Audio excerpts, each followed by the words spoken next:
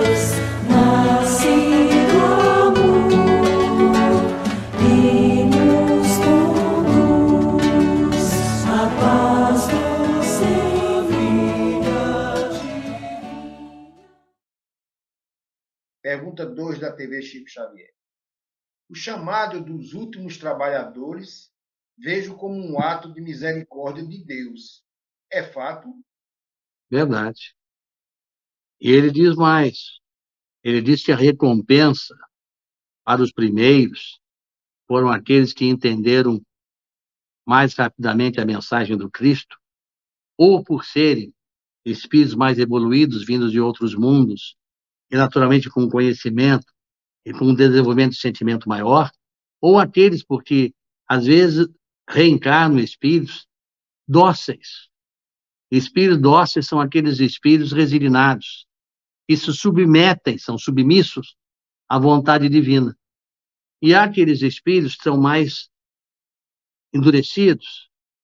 Vamos, como exemplo, você diz para alguém, não coloque a mão naquele pilar, porque está dando choque, deve ter algum fio desencapado.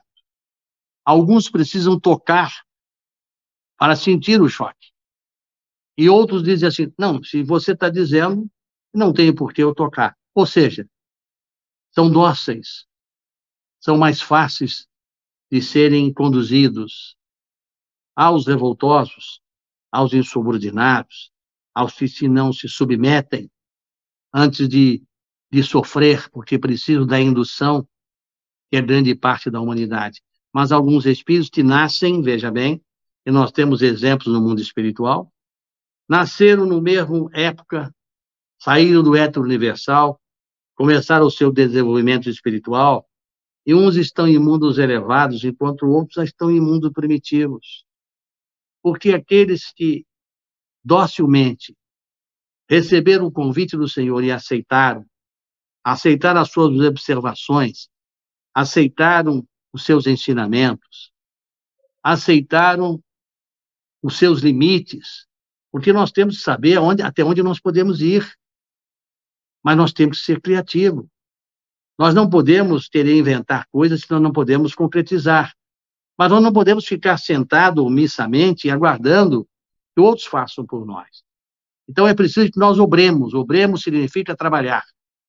E o maior trabalho que redime a criatura, embora seja importante, um dos trabalhos é o labor, é o trabalho através da reencarnação que nos é dado naturalmente a função de trabalhar para suprir as nossas necessidades familiares e contribuir com a coletividade em que se vive, é também dita ao homem sutil, de que ele, além disto, precisa cuidar de valores que ele possa levar, porque o labor que é necessário e que redime vai ficar os frutos na terra, contribuindo para a coletividade. E há que se pensar no espírito lúcido, inteligente, qual é o fruto que eu possa levar também, se é que possa levar. E alguém vai dizer, sim, você pode levar o que não fica na terra. Mas o que não fica na terra? As boas obras,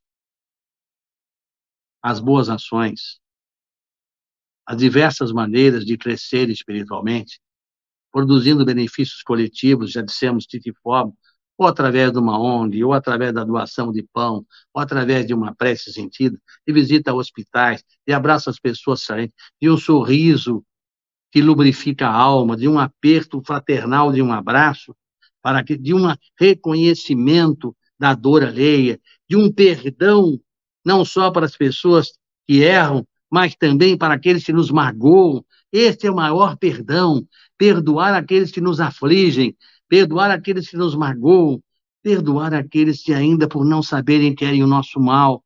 Este é o grande triunfo da alma e esse é o grande trabalho espiritual para recompor a criatura moral e eticamente num caminho novo, num caminho de jubilamento. O que é jubilar? Jubilar é a vitória. Quando alguém é jubilado numa prova que teve os acertos tão corretos, quase totalitários, para ser jubilado. E a expectativa de todo esse convite do Cristo é para que nós nos jubilemos, para que nós saímos da miséria, do sofrimento, minha gente, da calúnia, da difamação, da usurpação, desse poder do dinheiro que compra tudo e que acha que compra, inclusive, as próprias almas. E eu assisti uma vez um espírito dizer para outro que chegou no mundo espiritual exigindo reconhecimento que não lhe haviam dado. E disse que ele tinha feito isso, tinha feito aquilo, tinha conseguido obter créditos bancários, terrenos, limites, fortuna, tinha conseguido o respeito da sociedade. E aí esse espírito disse para ele mesmo: o respeito que você conseguiu foi através da força e através do dinheiro. As suas conquistas passaram por cima de diversas criaturas e, ao arrepio do seu desejo, foram mutilados e destruídas, destruindo seres e destruindo famílias, destruindo coletividades. Então, você chegou aqui apresentando que você subiu, mas você não tem ideia de para subir o quanto você desceu espiritualmente. Então, o que a gente quer dizer nessas segundas-feiras de diálogo é um convite para que nós meditemos a respeito dos nossos objetivos de vida. Eu quero cumprimentar a todos, desejando que todos saiam vitoriosos nos seus trajetos kármicos, especialmente levando em consideração, por exemplo, as responsabilidades da sociedade em que vivem. Mas preciso lhes alertar, com muita prudência, mas com muita verdade, de que isto não basta apenas para encontrar a harmonia espiritual. É preciso que nós façamos o bem coletivo e nós produzamos benefícios aos outros, os familiares, sem dúvida, mas fora dos familiares.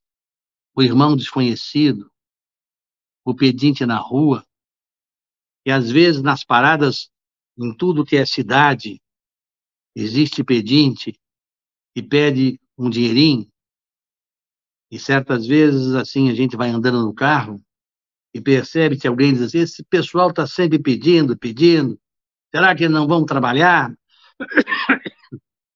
E a gente precisa ter um pouco de prudência. Será que tem trabalho para muitos?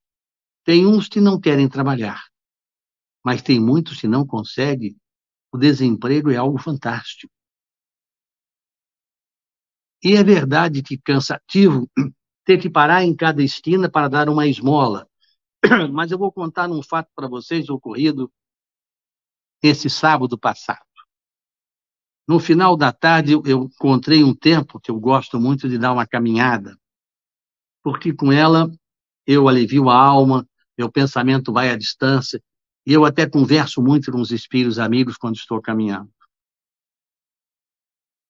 E eu estava no bolso com um documento, e tinha mais ou menos uns R$ 30 no bolso para uma emergência, e passa uma senhora de cabelos grisalhos, velhinha, e diz para mim assim: você não tem um troquinho para me dar? E eu estava caminhando, por falta de vigilância, me senti um pouco atormentado, porque a minha caminhada tinha sido brecada. Disse: minha senhora, eu estou caminhando, eu não tenho nada para lhe dar. E neste momento, eu senti um amigo, que era o meu anjo da guarda, me dizendo assim, bem assim: que feio, Maurício. Você não tem nada para dar para essa senhora? E se sentiu assim lesado, porque ela interrompeu a sua caminhada. E eu, então, envergonhado, saí atrás da senhora: senhora, senhora, senhora. Eu descobri que tenho algo no meu bolso e queria lhe dar. E dei um valor que normalmente não se dá para as pessoas pedintes. Mas eu parei a pensar: Eu vou para o meu lar, eu tenho comida, eu tenho agasalho, eu tenho banho, e vi esta senhora